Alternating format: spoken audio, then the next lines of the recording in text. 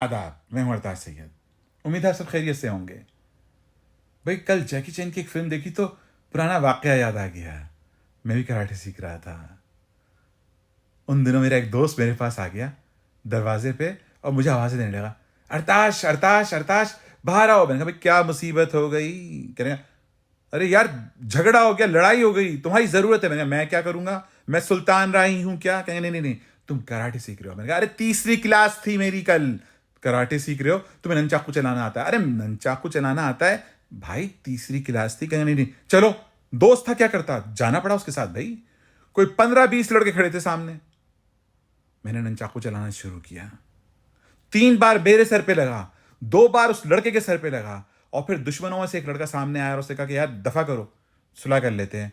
उसको अंदाजा हो गया ये अपने लोग इतने मार रहा है तो हमारे कितने मारेगा।